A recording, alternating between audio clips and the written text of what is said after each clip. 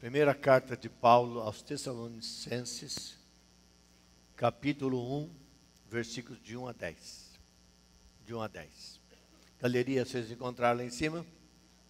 Sim? Aqui embaixo todos encontraram? Primeira Tessalonicenses. Olha, está dentro da Bíblia esse livro, essa carta. Tá? Carta de Paulo, brincadeira. Carta de Paulo está mais para o final lá. Primeira Tessalonicenses tem a segunda também. Versículo 1 diz assim: Paulo, Silvano, ou Silas, é a mesma pessoa, e Timóteo, a igreja dos Tessalonicenses, em Deus Pai, e no Senhor Jesus Cristo, graça e paz a vós outros.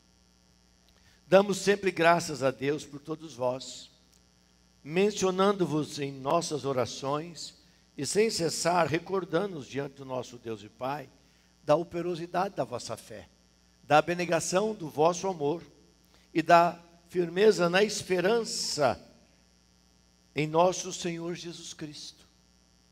Reconhecendo, irmãos amados de Deus, a vossa eleição, porque o nosso evangelho não chegou até vós tão somente em palavra, mas sobretudo em poder, no Espírito Santo e em plena convicção, assim como sabeis ter sido o nosso procedimento entre vós e por amor de vós.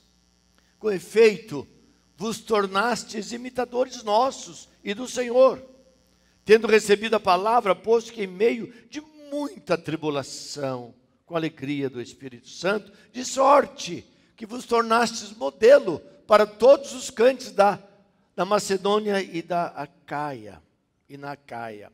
Porque de vós repercutiu a palavra do Senhor, não só na Macedônia e Acaia, mas também por toda parte se divulgou a vossa fé para com Deus, a tal ponto de não termos necessidade de acrescentarmos coisa alguma.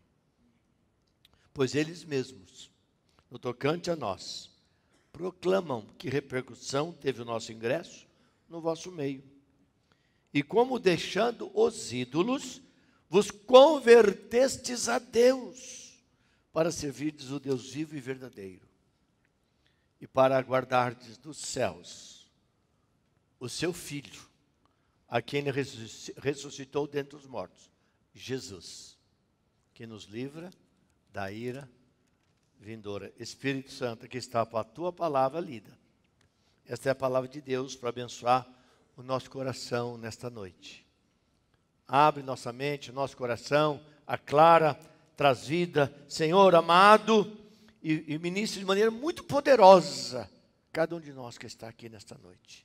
Pai, traga agora toda a mente que está dispersa, traga essa mente agora, cativa a tua palavra, que a Bíblia diz que é pelo ouvir da palavra que o Espírito Santo age. Faça isso no nosso meio, e que as palavras dos meus lábios, meditar do meu coração, sejam agradáveis na tua presença. Deus meu, rocha minha, Redentor meu. Amém. Quero falar hoje à noite sobre o perfil da igreja, célula ideal. O perfil da igreja, célula ideal. Qual é o perfil ideal da igreja? Veja só, irmãos e irmãs, eu vou entrar no texto, mas eu quero lembrar que nessas últimas semanas, nós estamos focando fé, nós estamos focando a nossa tarefa, a nossa missão.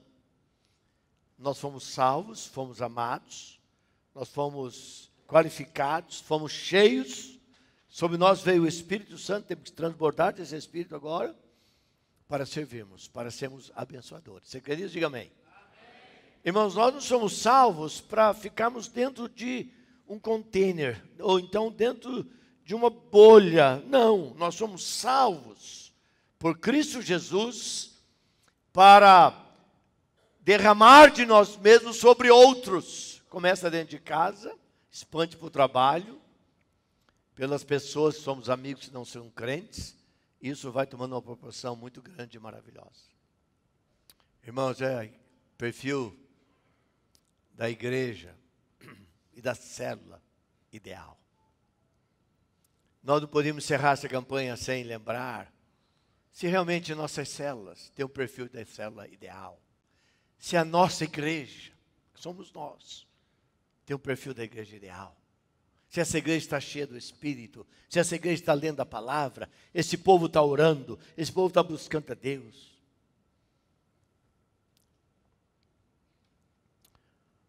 Sabe, irmãos, nenhuma outra igreja em todo o Novo Testamento foi considerada igreja modelo, com exceção a igreja de Tessalônica.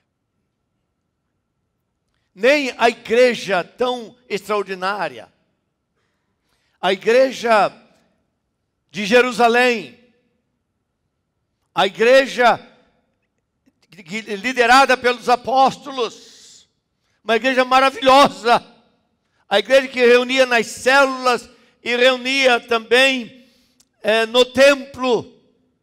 Nem essa igreja foi chamada de modelo. Mas olha o versículo 7 desta primeira carta. De sorte que vos tornastes modelo para todos os crentes da Macedônia e da Acaia. Irmãos, o que é que fez com que essa igreja fosse tão relevante? E o que é que pode fazer a nossa igreja, a nossa célula relevante? Eu quero, na verdade, lembrar aqui, irmãos, essas marcas. E eu diria, olhando para lendo esse texto, lendo essa carta, lembrando, na verdade, que a marca desses irmãos, da igreja, da célula, era um triângulo impactante, que mostra, está revelado no versículo 3, que nós lemos. O triângulo é este. Em primeiro lugar, ele fala, Paulo está falando, olha, eu tenho saudade de vocês. Ele diz, eu recordo vocês com muita saudade. Primeiro, por causa da operosidade da vossa fé. A fé não era apenas uma linguagem espiritual bíblica, mas havia uma prática na vida daqueles irmãos, na vida daquela igreja, dos milagres, da oração, da dependência em Deus, no Espírito Santo de Deus, e Deus agia de maneira sobrenatural e poderosa. Igreja maravilhosa, igreja tremenda. Interessante o texto de Atos 17. Eu vou colocar aqui no texto, no telão, mas se quiser abrir a sua Bíblia, olha o que Atos 17 diz.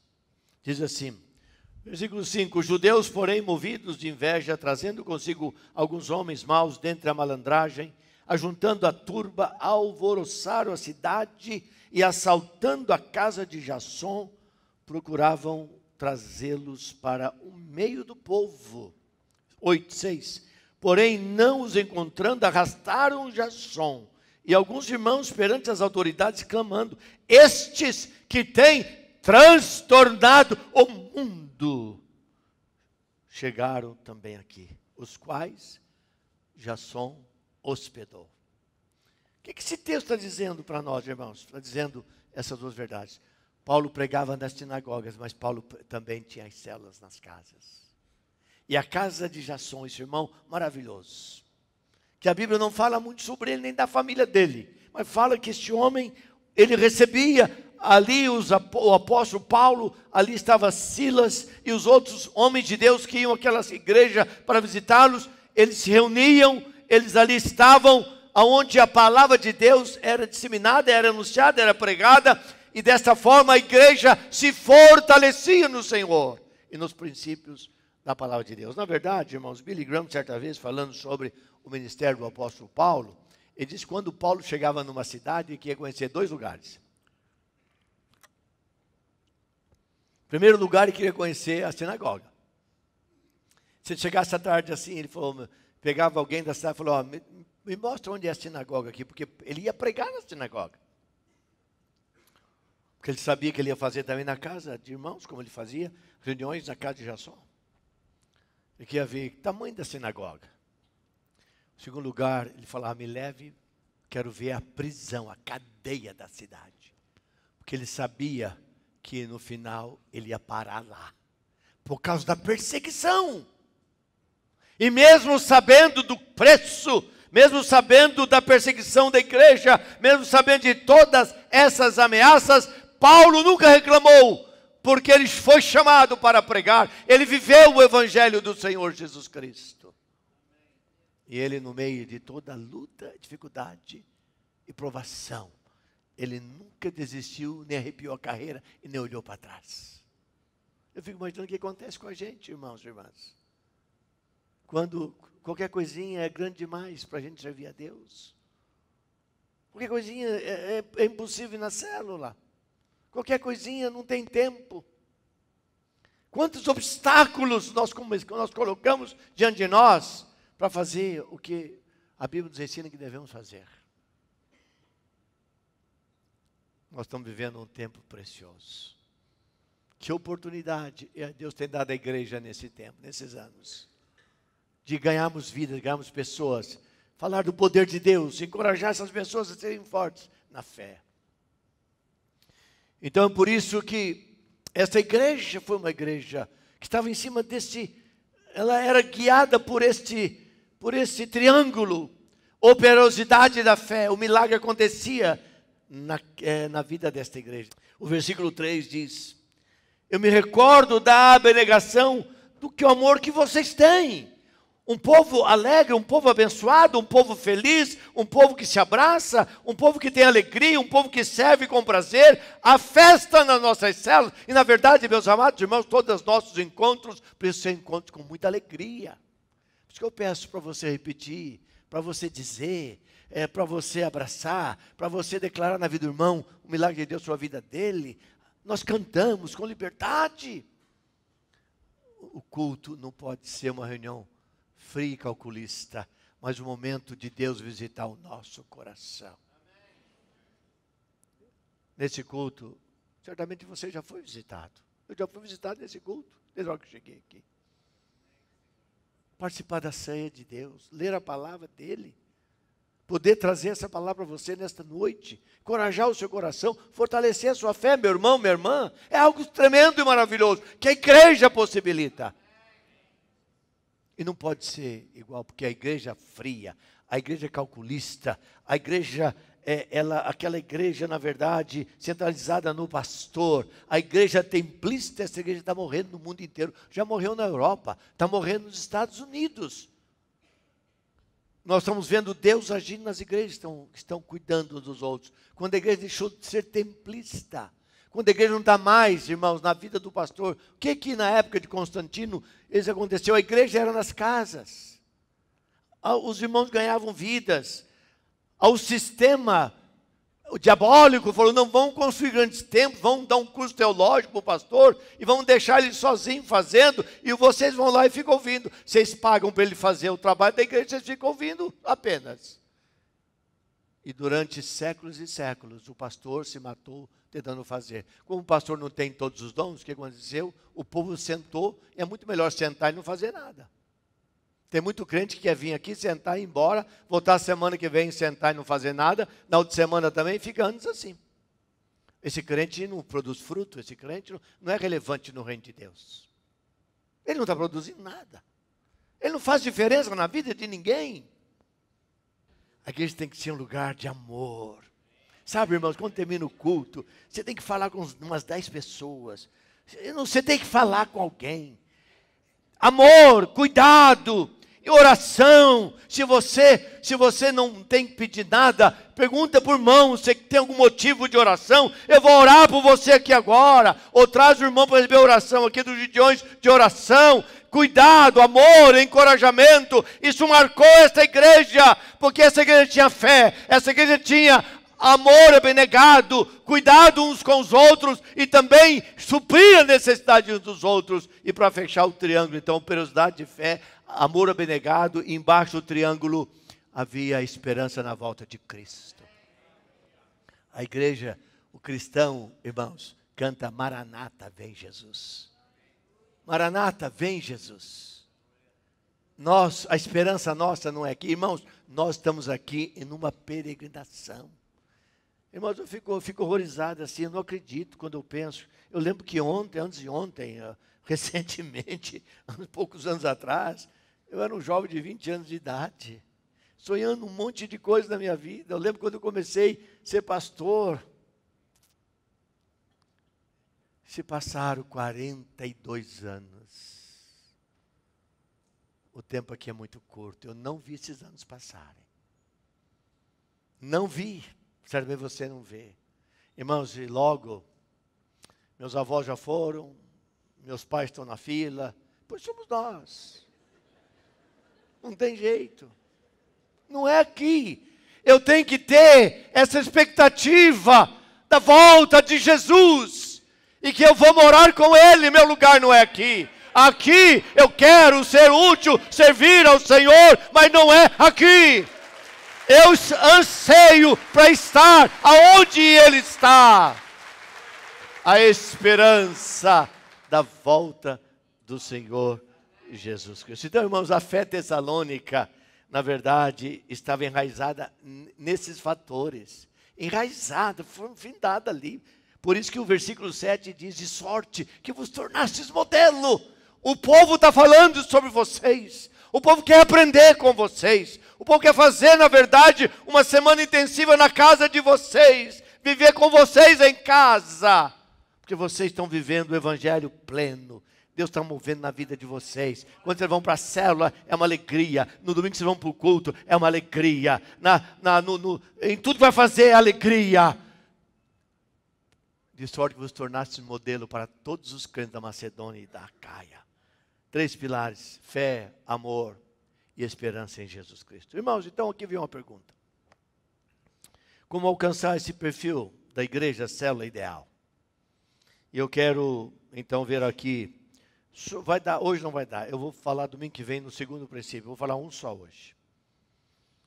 Está acontecendo uma coisa comigo, irmãos. Eu sempre fiz sermão de 3 pontos e pregava. Agora eu não consigo pregar mais. Só um. Vem tanta coisa. Deus fala tanto no meu coração, na minha mente, que eu não tenho tempo. Eu preguei 1 hora hoje de manhã. E se tivesse mais 10 cultos, eu pregava hoje. A palavra de Deus é tremenda, não é verdade? Então, primeiro lugar, irmãos, primeiro princípio de hoje.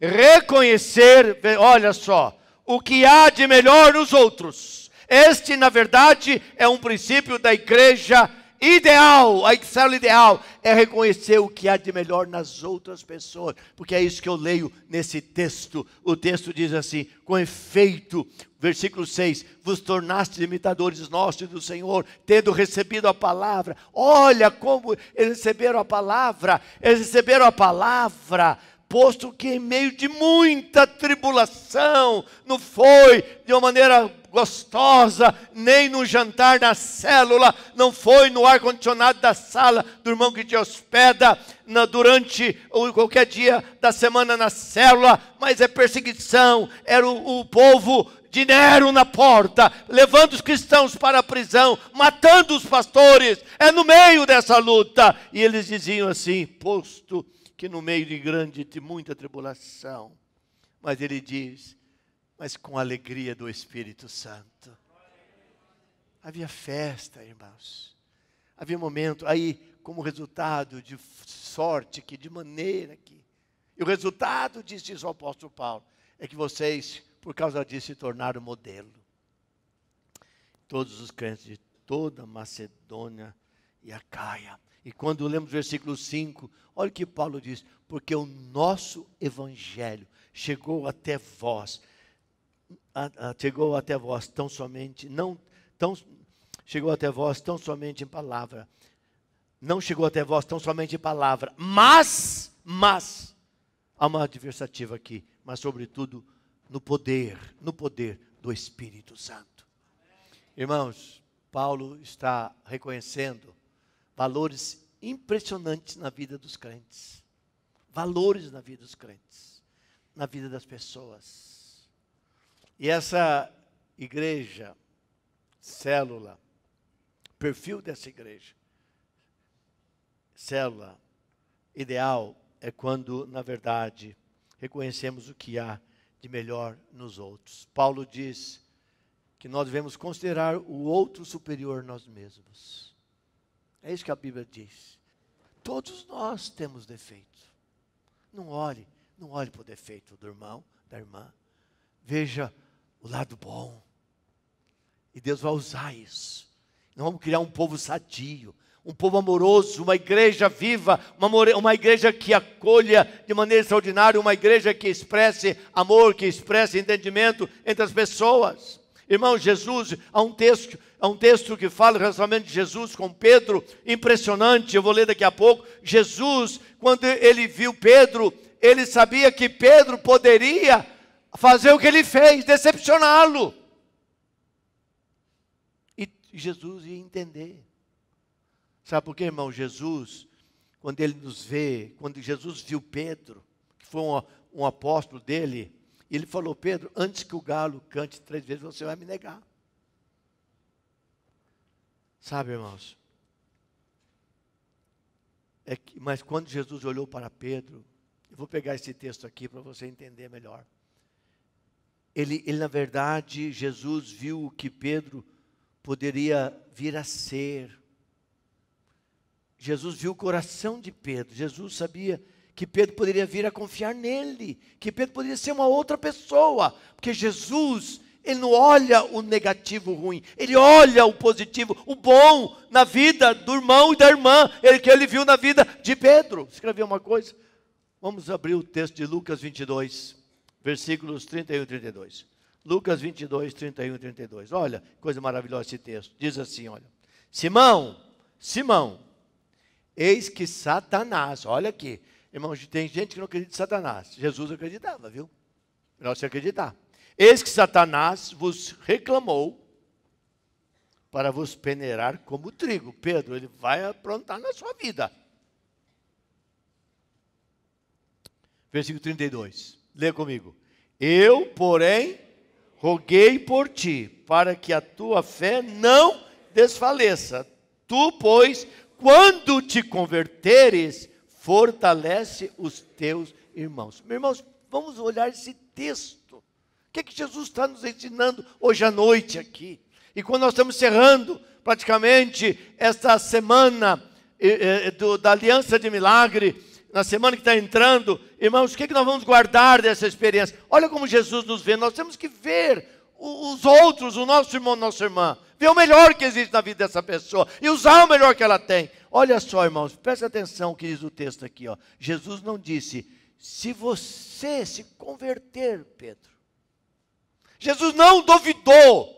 Jesus não deixou de crer que algo grande ia ser realizado na vida de Pedro. Jesus acreditou na vida dele. Jesus disse o seguinte, olha o que Jesus disse: mas quando você se converter, é quando você vê o melhor. Jesus sabia que Pedro seria um outro Pedro. Deus ia fazer uma obra na vida desse Pedro. Sabe por quê, irmãos? Jesus sabia que Pedro se levantaria novamente. Ele viu o coração de Pedro. Ele sabia que Pedro poderia estar disposto a ser um homem totalmente diferente. Porque Jesus nos olha desta forma. Irmãos, que exemplo maravilhoso. Eu creio que não existe nenhuma outra maneira de nós encerrarmos o culto hoje à noite, de que guardarmos esse princípio na nossa vida. Sabe, irmãos, eu quero olhar para as pessoas e celebrar com ela. Eu quero olhar para as pessoas e ver o melhor delas. Provérbios 23, 7 diz assim, olha: porque como imagina em sua alma, assim ele é. Assim como imagino na minha alma, assim eu sou. Mas o Senhor cria em nós coisas grandes. A Bíblia está cheia de pessoas, personalidades, que Jesus viu o melhor nelas. Eu vou citar algumas e vou encerrar. Vamos olhar para a vida de Maria Madalena. Quem foi Maria Madalena? Você lembra? Mulher endemoniada, 7 demônios. A tradição diz que ela foi uma mulher de vida fácil. Quando você pensa naquela mulher samaritana, que teve 5 maridos. E ele falou: esse que está aí com você não é marido, não. Ela ficou impressionada. Olha como Jesus olhou para Zaqueu. Zaqueu, ele era alijado na sua cultura. Mas olha o que o Evangelho faz. Olha como que o Evangelho trata com as pessoas, lida conosco. Olha, Zaqueu era um homem indesejado na sua cidade. Ele não tinha amizade. Ninguém chamava para almoçar na casa dele. Zaqueu não era convidado para nenhum casamento. Ninguém da cidade chamava Zaqueu, chamava você para um casamento da minha filha. Ele era totalmente um homem isolado, triste, abandonado na cidade, porque ele fazia algo que as pessoas não concordavam, a ponto que quando ele soube que Jesus ia passar, esse homem esqueceu quem ele era, ele sobe numa árvore para ver Jesus. O que Jesus faz, irmãos? Jesus não viu essas coisas de Zaqueu, Jesus viu que ele poderia ser uma outra pessoa. Zaqueu, hoje à noite me convém dormir na sua casa. Eu vou ficar na sua casa, Zaqueu. Na minha casa. Ninguém passa na minha rua. A história de Zaqueu mudou. E diz o texto, nesse mesmo texto de Lucas, que naquela noite Zaqueu se converteu a mulher de Zaqueu, os filhos de Zaqueu e os empregados de Zaqueu. Todos se converteram. Pela maneira como Deus nos vê. Irmãos, a igreja, célula, irmãos, a igreja, essa igreja, o perfil dessa igreja, célula, o perfil da igreja ideal é quando essa igreja, ela reconhece o que há de melhor nas outras pessoas. Próximo domingo quero falar, irmãos, sobre um outro aspecto. Quero falar sobre o poder do amor. E vamos ver aqui vários aspectos. Mas hoje à noite, vamos lembrar, irmãos, que Jesus fez isso conosco. O que Jesus fez conosco? Eu faço uma pergunta para você, se vai ficar no seu coração. Que nota você daria para você? Será que você abriria a porta para você mesmo se você não fosse você? Se você se conhecesse você sem ser você? Jesus deu 10 para cada um de nós. Jesus nos acolheu, Jesus nos chamou, Jesus chama pelo nome. Jesus diz, vinde a mim, todos vós, todos. Ele não está falando os bons, os ricos, os poderosos, os perfumados. Não, ele diz todos vós. Aí ele fala, os que estão, na verdade, aflitos, deprimidos, angustiados, fracassados, quebrados, vinde a mim todos vós. E ele disse, e eu vos aliviarei. Este é o evangelho. Este é o perfil da igreja ideal. Quando ela ama, quando ela cuida.